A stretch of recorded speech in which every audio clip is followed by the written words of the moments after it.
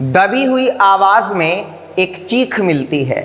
दबी हुई आवाज़ में एक चीख मिलती है। इस ज़िंदगी में हर कदम पे ये सीख मिलती है। इंतज़ार प्यार में एक मुकदमे की तरह है। इंतज़ार प्यार में एक मुकदमे की तरह है और मुकदमे में तारीख पर तारीख मिलती है।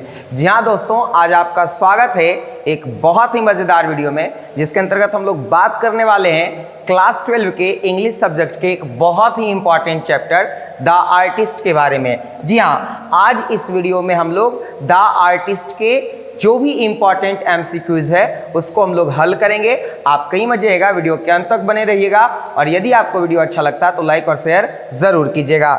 हमारा पहला सवाल है, who has written the prose the artist.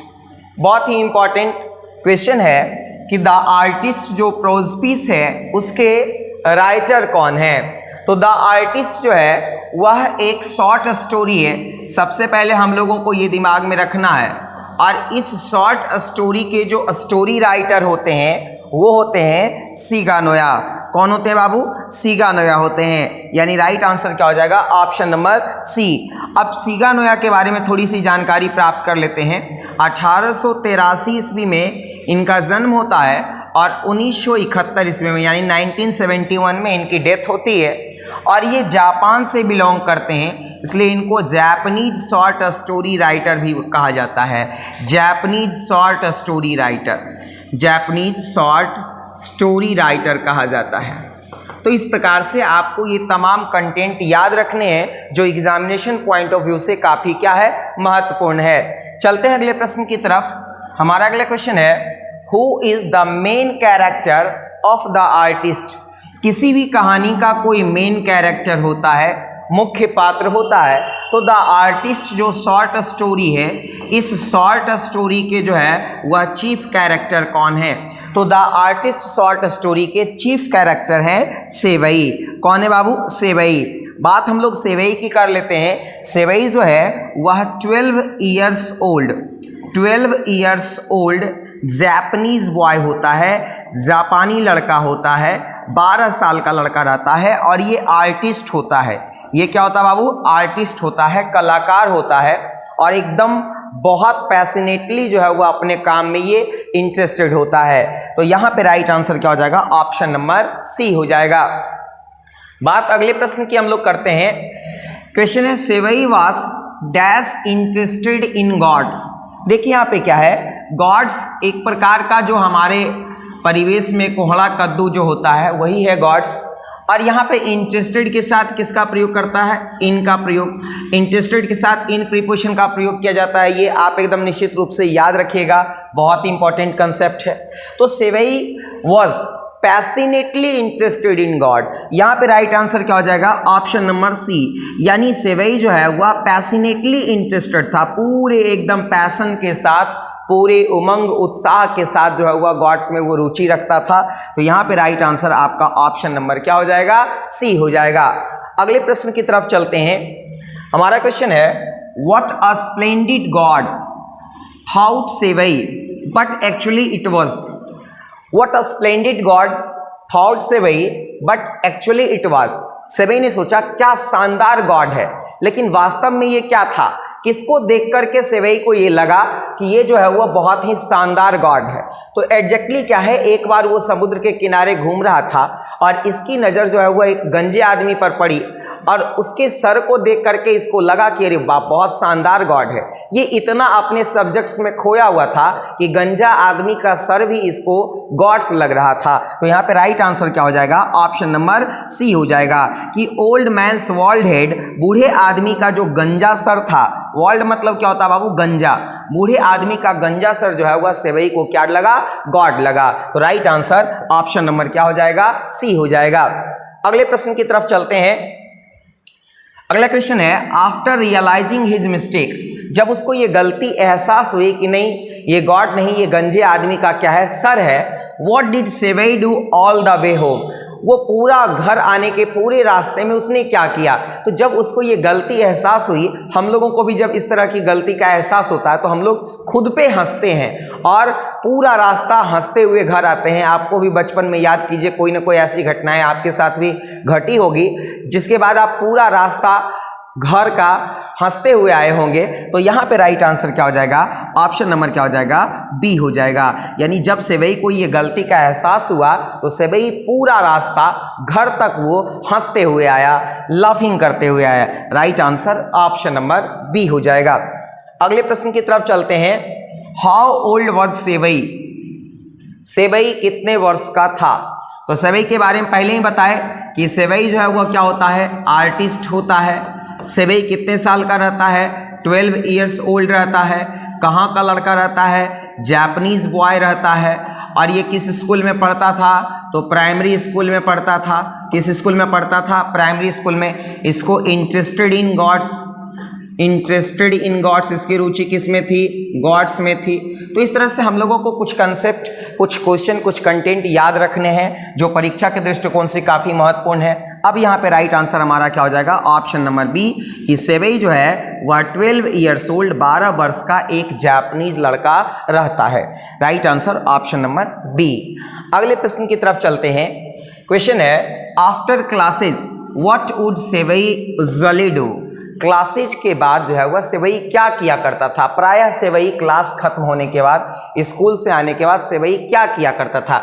तो देखिए, after classes what would Seibei usually do का मतलब होता है कि सेवई क्लास खत्म होने के बाद क्या किया करता था। तो देखिए, क्लास जैसे ही खत्म होता था सेवई जो है वह पूरा शहर घूमता था और उस जगह की पता करता था, उस जगह की तलाश करता था जहाँ पे गॉड्स क्या होता था, मिलता था। उसको अपने फेवरेट सब्जेक्ट्स गॉड्स में इतनी रुचि थी कि उसको उसके अलावा कुछ दिखता ही नहीं था। तो यहाँ पर देखिए क्या है कि राइट आंसर हो जाएगा ऑप्शन नंबर डी। क्या हो जाएगा, wandered in town looking for God, यानी शहर में घूमता था और किसकी तलाश करता था, तो गॉड्स की। लुक फॉर का मतलब होता है क्या बाबू, तलाश करना या खोज करना। ये भी इंपॉर्टेंट फ्रेज है, आप इसको निश्चित रूप से याद रखिएगा। अगले प्रश्न की तरफ चलते हैं। क्वेश्चन है, एट द एग्रीकल्चर शो, कृषि प्रदर्शनी में लास्ट स्प्रिंग, पिछले स्प्रिंग सीजन में, विच type of God was displayed, किस प्रकार का गॉड जो है वह प्रदर्शित किया गया था, दिखाया गया था। यानी पिछले कृषि प्रदर्शनी में जो है वह किस प्रकार के जो है वह गॉड्स की प्रदर्शनी विशेष कर लगी थी। तो यहाँ पे राइट आंसर हो जाएगा क्या, वेकिन गॉड। किस प्रकार के गॉड्स की प्रदर्शनी लगी थी, तो वेकिन गॉड। यानी राइट आंसर क्या हो जाएगा, ऑप्शन नंबर सी, वेकिन गॉड्स की प्रदर्शनी जो है एग्रीकल्चर शो में लास्ट स्प्रिंग में लगा था। इस तरह के क्वेश्चन बहुत ही इंपॉर्टेंट होते हैं और जब कभी भी पूछ दिया जाता है तो हमको लगता है कि पता नहीं क्वेश्चन कहाँ से पूछ दिया जाता गया है, हम लोग उलझ जाते हैं। तो उलझने की कोई आवश्यकता नहीं है, आपको बस मेरा वीडियो देखना है और वीडियो को लाइक करते चलना है, शेयर करते चलना है और कमेंट करके बताना है कि आपको वीडियो कैसा लगता है। और अगर आप चैनल पर नए हैं तो सब्सक्राइब भी करते चलिए। चलते हैं अगले प्रश्न की तरफ। हमारा अगला क्वेश्चन है, the old women possessed a stall of, जो बूढ़ी महिला थी वो किस चीज़ का स्टॉल लगाए हुई थी। एक बूढ़ी महिला का जिक्र इस स्टोरी में किया गया है। वो बूढ़ी महिला जो है वह किस चीज़ का स्टॉल लगा करके रखी हुई थी, तो वो बूढ़ी महिला दरअसल फ्रूट्स का स्टॉल लगा करके रखी थी। किसका स्टॉल लगा करके रखी थी, फ्रूट्स का स्टॉल लगा करके रखी थी, जिसमें वो पर्सिमोन्स और ऑरेंजेज बेसिकली वो बेच रही थी। तो यहाँ पे राइट आंसर क्या हो जाएगा, ऑप्शन नंबर सी, फ्रूट्स। और फ्रूट्स स्टॉल पे वो पर्सिमोन्स और ऑरेंजेज क्या क्या बेच रही थी, पर्सिमोन्स एंड ऑरेंजेज। मुख्य रूप से पर्सिमोन्स और ऑरेंजेज क्या कर रही थी, वो बेच रही थी। अगले प्रश्न की तरफ चलते हैं। क्वेश्चन है, how much the curio dealer had to pay for the gods in the end. Curio dealer को जो है, ध्यान से देखिएगा, क्यूरियो डीलर को जो है वह कितना कीमत चुकाना पड़ा अंत में गॉड की।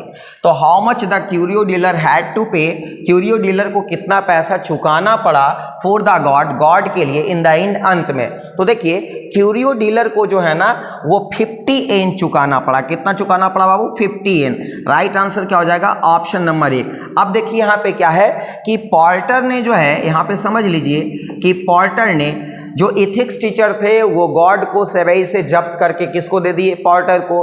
अब पॉर्टर ने जो है वह क्यूरियो डीलर को बेचा कितने में, तो क्यूरियो डीलर को बेचा, देखिए यहाँ पे क्यूरियो डीलर को बेचा आपका 50 एन में, और इस क्यूरियो डीलर ने जो है वह वेल्दी कलेक्टर को बेचा, जो वेल्दी कलेक्टर था उसको ये बेचा 600 एन में। कितने में बेचा बाबू, 600 एन में। तो इस तरह से आपको ये याद रखना है। फाइनली सेवई का गॉड कितने में बिका, लास्ट में 600 एन में। तो यहाँ पे राइट आंसर क्या हो जाएगा, ऑप्शन नंबर 1 हो जाएगा। अगले प्रश्न की तरफ चलते हैं। हमारा अगला प्रश्न है व्हेन वाज सीगा नोया बोर्न, सीगा नोया कब जन्म लिए थे। अब बात हम लोग सीगा नोया की कर लेते हैं। तो ये सीगा नोया जो है वह शॉर्ट स्टोरी राइटर रहते हैं, शॉर्ट स्टोरी राइटर रहते हैं और जापान से बिलोंग करते हैं, इसलिए इनको जापानीज शॉर्ट स्टोरी राइटर कहा गया है।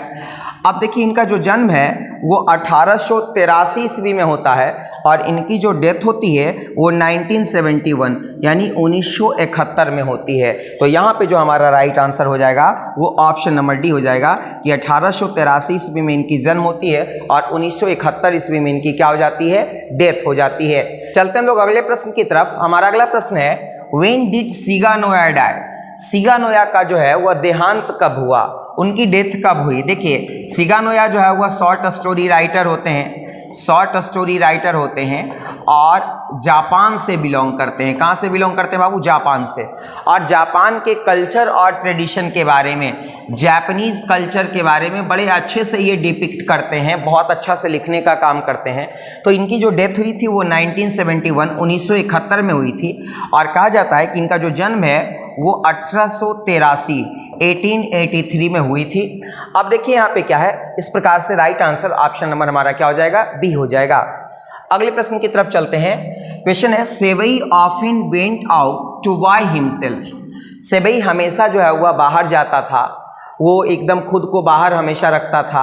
और वो क्या करने के लिए बाहर जाता था भाई, तो सेवई हमेशा जो है वह बाहर जाता था और क्या लाने के लिए, क्या खरीदने के लिए जाता था, तो गॉड्स खरीदने के लिए। तो राइट आंसर क्या हो जाएगा, ऑप्शन नंबर सी हो जाएगा कि Sei often went out to why himself gods, यानी खुद को सेवई हमेशा बाहर लेकर के जाता था, यानी बाहर जाता था, मार्केट जाता था, क्या खरीदने जाता था, तो गॉड्स खरीदने जाता था। ऑप्शन नंबर सी हमारा क्या होगा, सही जवाब होगा। अगले प्रश्न की तरफ चलते हैं। सेवई लिव्ड इन, सेवई रहता था, तो सेवई कहाँ रहता था बाबू, सेवई जो है वह हार्बर टाउन में रहता था। कहाँ रहता था, हार्बर टाउन। देखिए यहाँ पे राइट आंसर क्या हो जाएगा, ऑप्शन नंबर सी हो जाएगा। हार्बर टाउन वो जगह होता है जो समुद्र के किनारे स्थित होता है और छोटा सा शहर होता है। समुद्र के किनारे स्थित छोटे से शहर को हम लोग क्या बोलते हैं, हार्बर टाउन बोलते हैं। राइट आंसर ऑप्शन नंबर क्या होता है, सी। अगले प्रश्न की तरफ चलते हैं। What would Seibei apply to get rid of, देखिए एक फ्रेज है get rid of. Get rid of का मतलब होता है छुटकारा पाना। गेट रीड ऑफ का मतलब क्या होता है बाबू, छुटकारा पाना। What would Seibei apply to get rid of the unpleasant gourd smell. देखिए यहाँ पे क्या है, अनप्लीजेंट का मतलब क्या होता है, अनप्लीजेंट का मतलब होता है जो आनंददायी ना हो, जो सुखद ना हो, ठीक है ना। और गॉड स्मेल, स्मेल का मतलब क्या होता है, दुर्गंध जिसको कह सकते हो। अब देखिए यहाँ पे अनप्लीजेंट का मतलब होता है जो सुखद ना हो, सुखद ना हो। अब यहाँ पे समझिए कि गॉड का जो अनप्लीजेंट स्मेल था, उससे जो बदबू आती थी, उससे छुटकारा पाने के लिए सेवई क्या करता था, तो उससे छुटकारा पाने के लिए सेवई जो है वह उसमें टी लीव्स अप्लाई करता था। क्या अप्लाई करता था बाबू, टी लीव्स, यानी चाय की पत्ती। तो यहाँ पे राइट आंसर क्या हो जाएगा, option number C, tea leaves. यानी गॉड के अनप्लीजेंट स्मेल से छुटकारा पाने के लिए जो है वह सेवई उसमें टी लीव्स अप्लाई करता था। अगले प्रश्न की तरफ चलते हैं। Which type of god did Sei like, Sei जो है वह किस प्रकार का गॉड पसंद करता था, या सेवई को किस प्रकार का गॉड जो है वह पसंद था। तो सेवई को जो है वह इवन एंड सिमेट्रिकल, इवन और सिमेट्रिकल गॉड जो है वह सेवई को ज़्यादा पसंद था। सीधा साधा एक रूप समरूप गॉड जो है वह सेवई को ज़्यादा पसंद था। वो ग्नैरलेड या किसी अन्य प्रकार का जो है वह गॉड सेवई पसंद नहीं करता था। ट्विस्टेड गॉड्स भी सेवई को पसंद नहीं थे। तो यहाँ पे राइट आंसर क्या हो जाएगा, ऑप्शन नंबर डी हो जाएगा। अगले प्रश्न की तरफ चलते हैं। The teacher who cout sevai doing with God's in the class. कहते हैं शिक्षक जो सेवई को पकड़ा doing with God's in the class, class में जो है वह गॉड्स के साथ काम करते हुए, उसको पॉलिश करते हुए, ठीक है ना, उसने जो है वह सेवई को क्या किया। तो जाहिर सी बात है कि जब टीचर ने जो है वह उसको गैर एजुकेशनल एक्टिविटी में देख लिया तो स्वाभाविक है उसको पनिशमेंट देंगे, उसको डांटेंगे। तो यहाँ पे राइट आंसर क्या हो जाएगा, ऑप्शन नंबर डी कि सेवई को क्या मिला, पनिशमेंट मिला। और पनिशमेंट के तौर पर क्या हुआ, उनके गॉड को जब्त कर लिया गया और उनके घर आकर के उस पर गुस्सा भी शिक्षक किए और घर आकर के भी उसको जो है वह डांट सुनवाने का काम किए। तो राइट आंसर क्या हो जाएगा, ऑप्शन नंबर डी हो जाएगा। अगले प्रश्न की तरफ चलते हैं। क्वेश्चन है the teacher made complain against Seibei to his. देखिए अगर हम किसी के खिलाफ कॉम्प्लेन करते हैं तो वहाँ पे अगेंस्ट प्रीपोजिशन का प्रयोग करते हैं, क्योंकि अगेंस्ट का मतलब होता है के विरुद्ध। जब कोई किसी के विरुद्ध हो, कोई किसी के खिलाफ हो, तो वहाँ पर अगेंस्ट प्रीपोजिशन का प्रयोग करते हैं। तो शिक्षक ने जो है वह सेवई की शिकायत किसके पास आकर के की, तो शिक्षक ने सेवई की शिकायत सेवई के माँ के पास आकर की। तो यहाँ पे राइट आंसर क्या हो जाएगा, ऑप्शन नंबर बी हो जाएगा। यानी शिक्षक ने सेवई की शिकायत सेवई के माँ के पास आकर के की। Right answer option number B हो जाएगा। अगले प्रश्न की तरफ चलते हैं। द आर्टिस्ट इज, दो आर्टिस्ट जो है वह क्या है, तो आर्टिस्ट चैप्टर जो है वह शॉर्ट स्टोरी है। क्या बाबू, शॉर्ट स्टोरी है।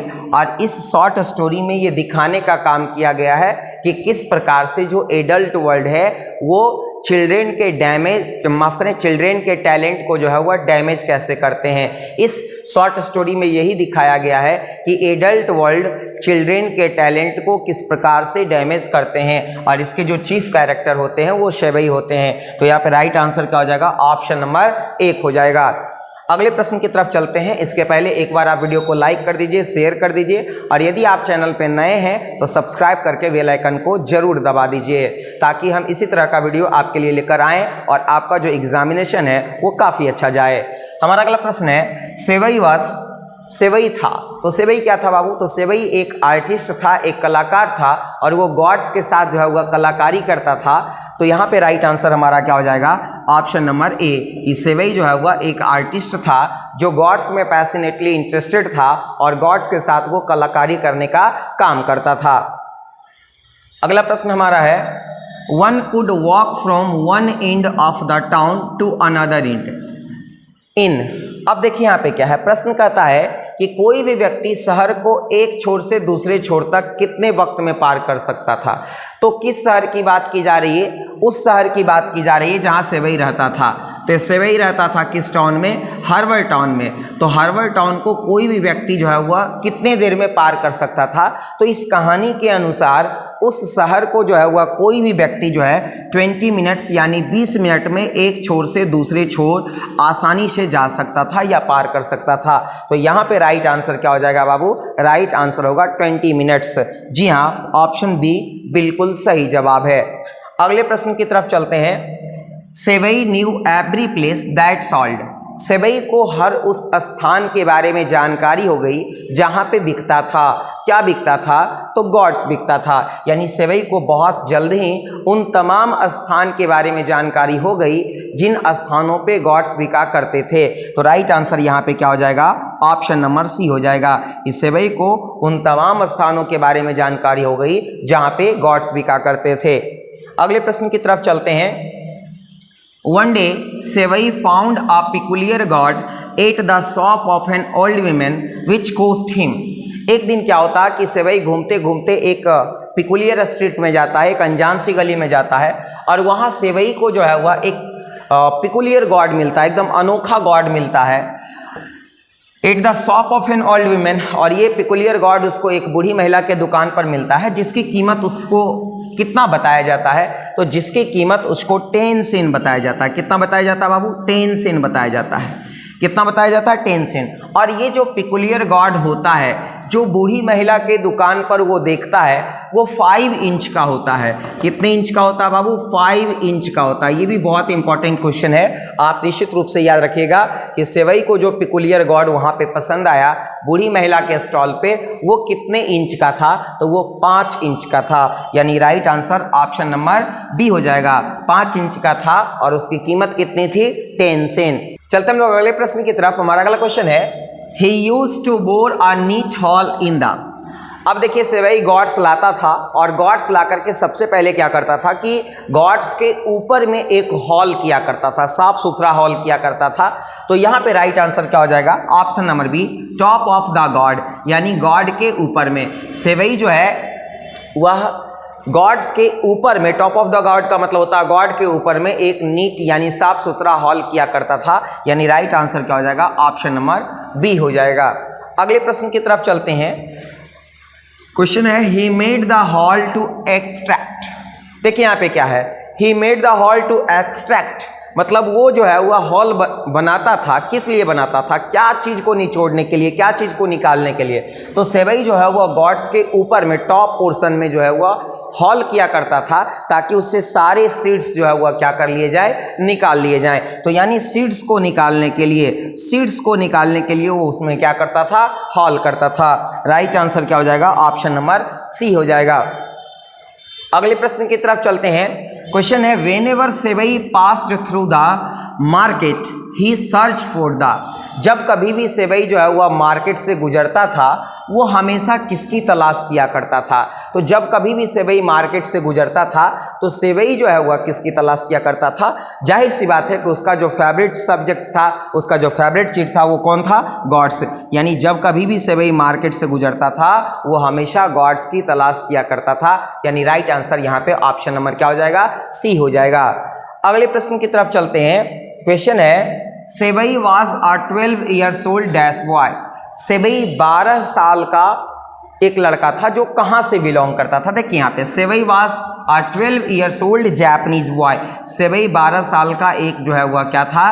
जैपनीज लड़का था। यानी right answer option number B. Sei किस चैप्टर का चीफ कैरेक्टर है? तो द आर्टिस्ट चैप्टर का चीफ कैरेक्टर है। आपको पता है सेवई कितने साल का होता है? 12 साल का होता है। ये होता क्या है? तो ये आर्टिस्ट होता है। इन तमाम चीज़ों की जानकारी आपको पहले से है। अगले प्रश्न की तरफ चलते हैं।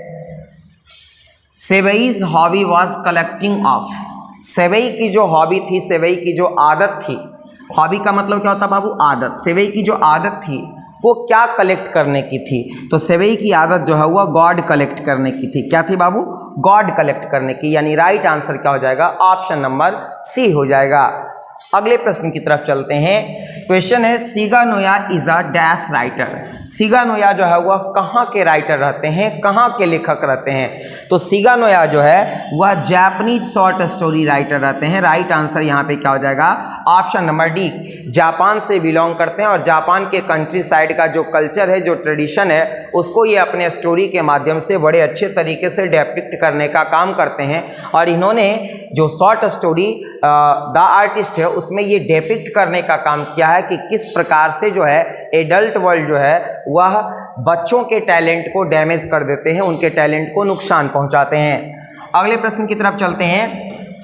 One day Sei was caught red handed by his dash teacher. देखिए यहाँ पे एक फ्रेज का इस्तेमाल किया गया है, रेड हैंडेड। रेड हैंडेड का मतलब होता है रंगे हाथ। यानी रंगे हाथ का मतलब होता है क्राइम कमिट करते वक्त, यानी जिस समय क्राइम कर रहा था उसी समय। अब one day Sei was caught red handed by his dash teacher. Sei जो है वह किस शिक्षक के द्वारा पकड़ा गया रंगे हाथ? तो सेवई जो है वह इथिक्स टीचर के द्वारा पकड़ा गया। किसके द्वारा पकड़ा गया बाबू? इथिक्स टीचर के द्वारा। इथिक्स मतलब होता है सदाचार का पाठ पढ़ाने वाले जो शिक्षक थे, जो अच्छे आचार अच्छे विचार का पाठ पढ़ा रहे थे, और उन्हीं के क्लास में सेवई बैठ करके अपने डेस्क के नीचे जो है वह गॉड्स को क्या कर रहा था? पॉलिश कर रहा था। और शिक्षक ने उसको देख लिया और देख करके काफ़ी गुस्सा किए, उसके गॉड को भी क्या कर लिए? जब्त कर लिया। और गॉड को जब्त करके किसको दे दिए थे? पॉटर को दे दिए थे। अगले प्रश्न की तरफ चलते हैं। Sei bought a dash inch god from an old women. देखिए यहाँ पे सेवई ने जो है वह कितने इंच का गॉड खरीदा? बूढ़ी महिला से। तो सेवई ने जो है वह बूढ़ी महिला से 5 इंच का गॉड खरीदा। कितने इंच का गॉड खरीदा बाबू? 5 इंच का गॉड खरीदा। और इस गॉड की जो कीमत थी सेवई के लिए वो 10 सेन थी। कितनी थी बाबू?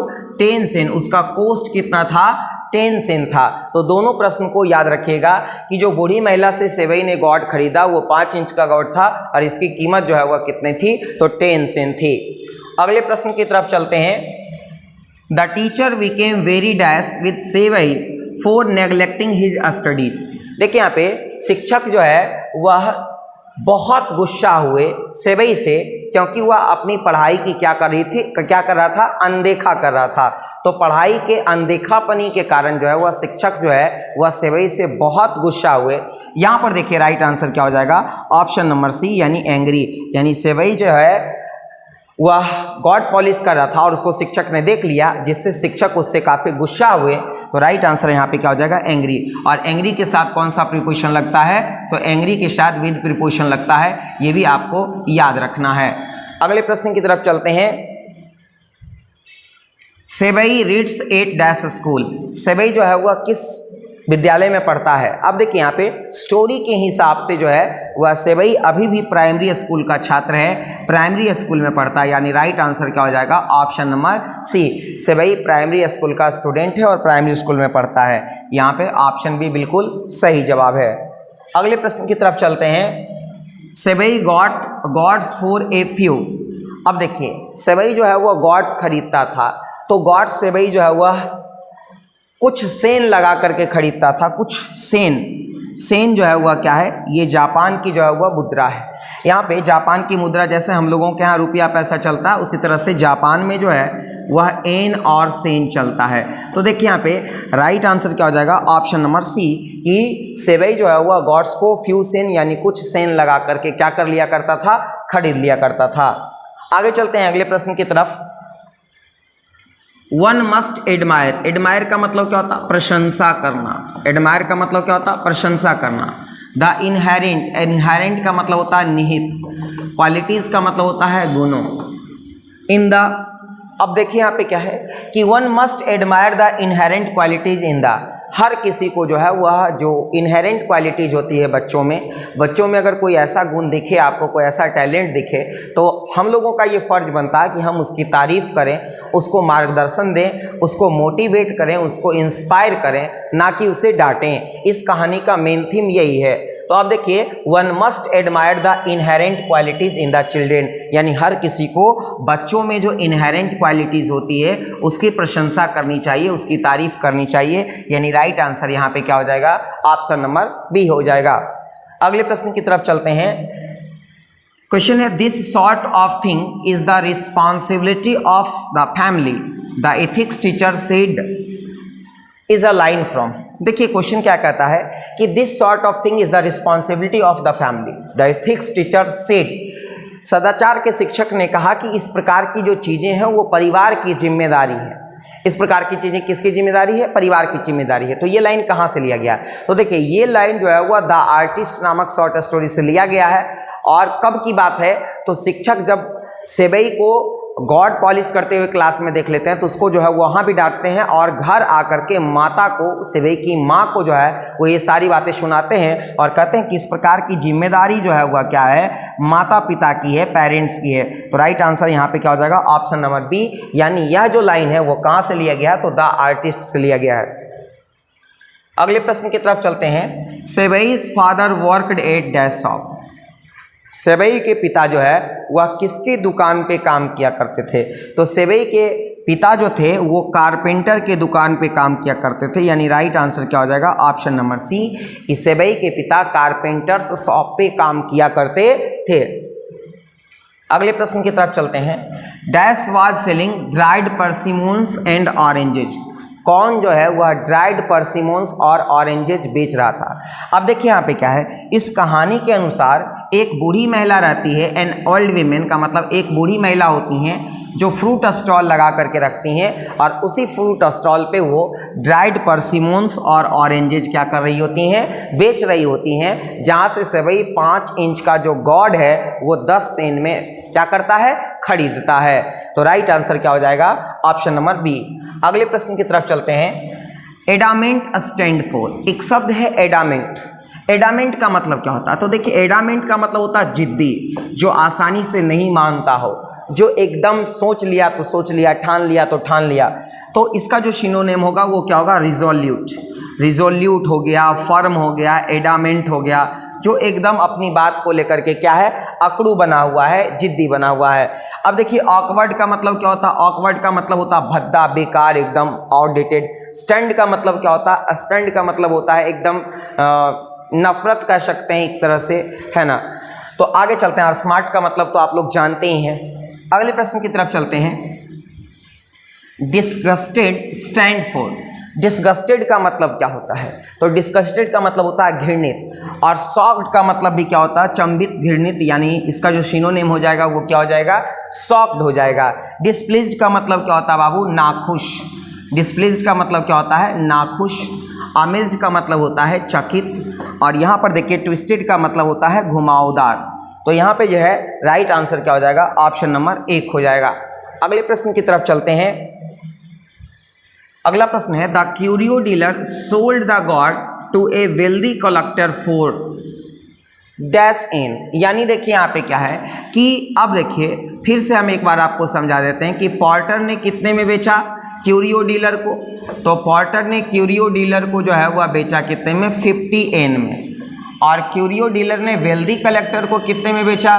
तो क्यूरियो डीलर ने वेल्दी कलेक्टर को जो है वह 600 एन में बेचा। कितने में बेचा बाबू? 600 एन में। तो इस प्रकार से इस प्रश्न का जो राइट आंसर होगा वो क्या हो जाएगा? ऑप्शन नंबर सी हो जाएगा, 600 एन।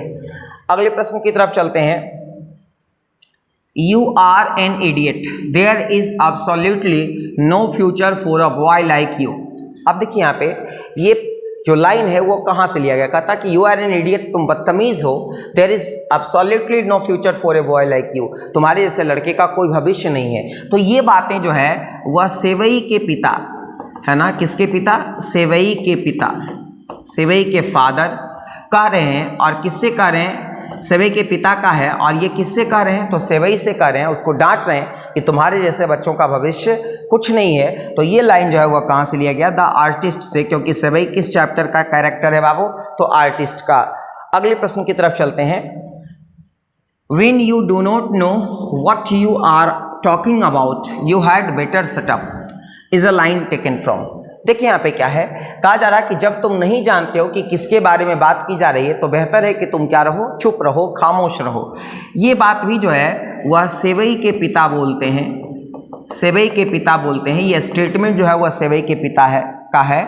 और वो किससे बोल रहे होते हैं? तो सेवई से बोल रहे होते हैं। सेवई को डांटते हुए बोल रहे होते हैं कि अगर तुम नहीं जानते हो किसी चीज़ के बारे में, तुमको जानकारी नहीं है, तो बेहतर है कि तुम अपना मुंह बंद रखो, चुप रखो। तो यहाँ पे जो ये लाइन है वो कहाँ से लिया गया है? द आर्टिस्ट से लिया गया। यानी राइट आंसर क्या हो जाएगा? ऑप्शन नंबर बी हो जाएगा।